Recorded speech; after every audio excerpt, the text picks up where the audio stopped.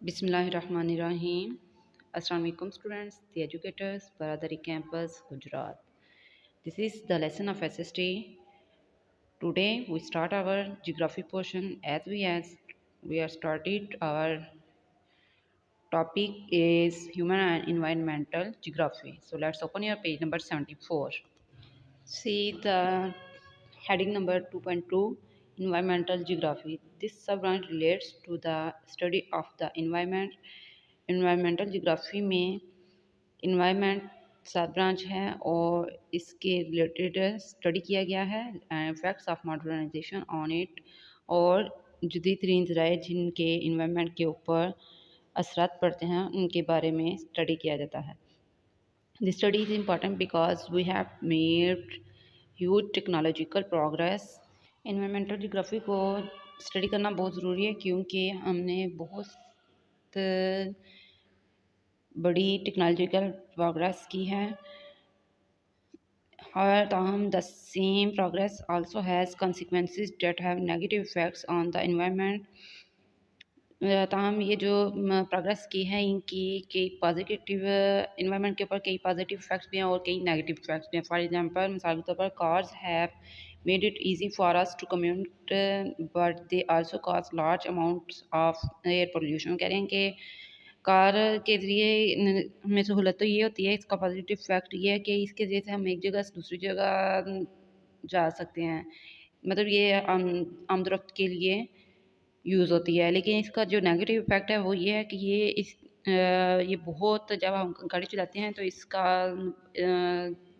बहुत बड़ी तादाद में हवा में धुआं जाता है. मतलब ये एयर पोल्यूशन का सबब बनती है.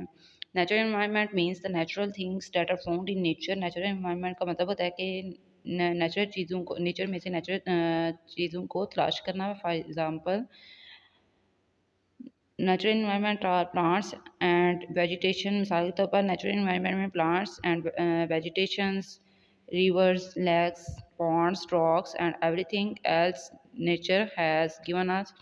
और हर एक चीज़ जो कि नेचर के ज़रिए से हमें मिलती है without organized human building activities.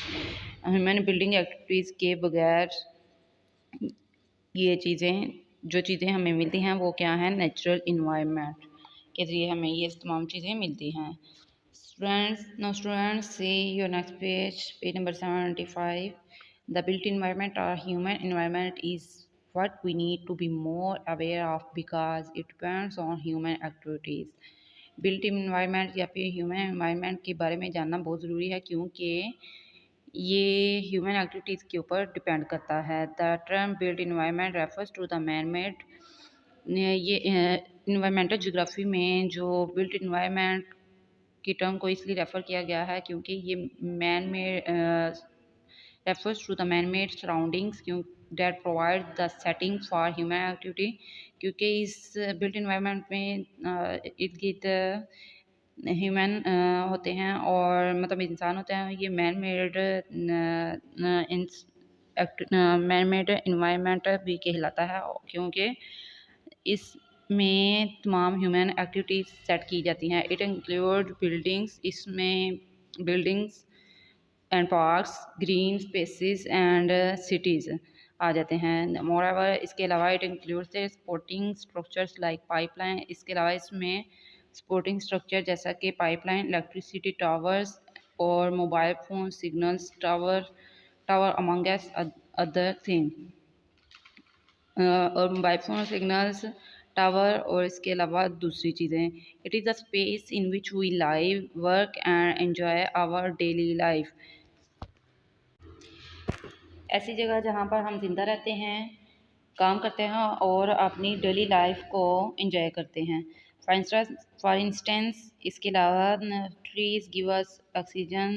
दरख्त हमें ऑक्सीजन देते हैं. But when we make a house, जब हमने घर बनाने होते हैं, we get rid of all the trees and plants on our plot where we plan to build our house.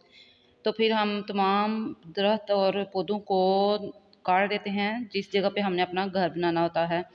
This reduces the oxygen. इसकी वजह से ऑक्सीजन कम होती है. Increasing air population in the environment में एयर पॉपुलेशन ज़्यादा हो जाती है. Increase population levels result in an increase in breathing difficulties. and other illness for people.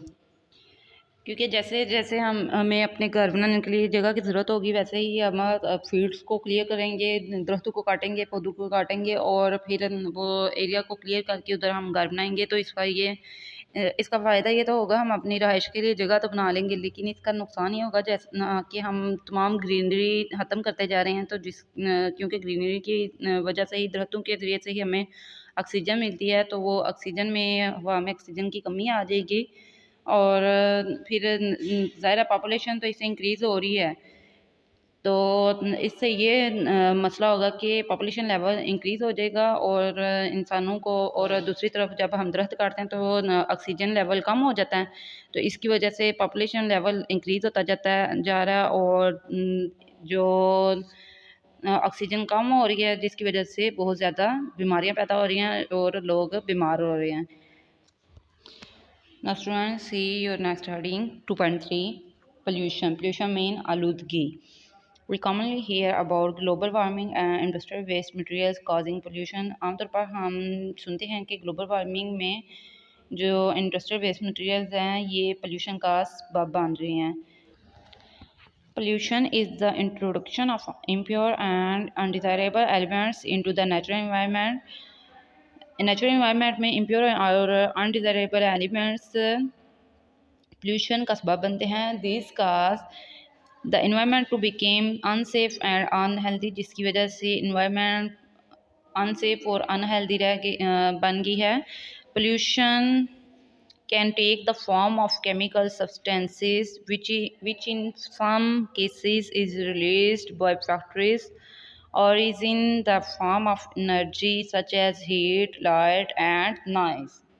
ये भी कहा जा सकता है कि केमिकल सब्सटेंसेस जो हैं ये पोल्यूशन का सबब बन सकते हैं और बनते भी हैं, क्योंकि जो फैक्ट्रीज़ हैं वो आमतौर पर दरियाओं और नहरों के नज़दीक लगाई जाती हैं। उनके अंदर से जो फाजल मादे और गंदा पानी वगैरह होता है वो दरियाओं के अंदर बहा दिया जाता है, जिससे एक तो वाटर पोल्यूशन पैदा होती है और जो फैक्ट्रीज़ हैं उनके अंदर से हीट निकलती है, लाइट और हीट और नॉइज़ जो पैदा उसकी वजह से, फैक्ट्रीज़ की वजह से पैदा होता है, उससे ये होता है कि एयर पोल्यूशन पैदा होती है।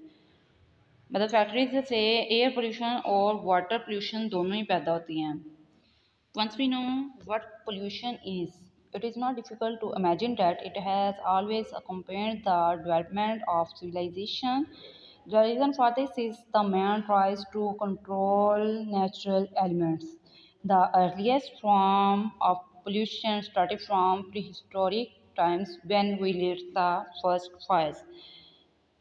अगर हम पोल्यूशन के बारे में जानना चाहते हैं तो ये कोई मुश्किल चीज़ नहीं है, मतलब कोई डिफ़िकल्ट चीज़ नहीं है कि इसके बारे में हम पोल्यूशन के बारे में जान ना सकें, क्योंकि जैसे जैसे मुख्तलिफ़ किस्म की सिविलाइजेशन आती गई हैं पोल्यूशन में और ज़्यादा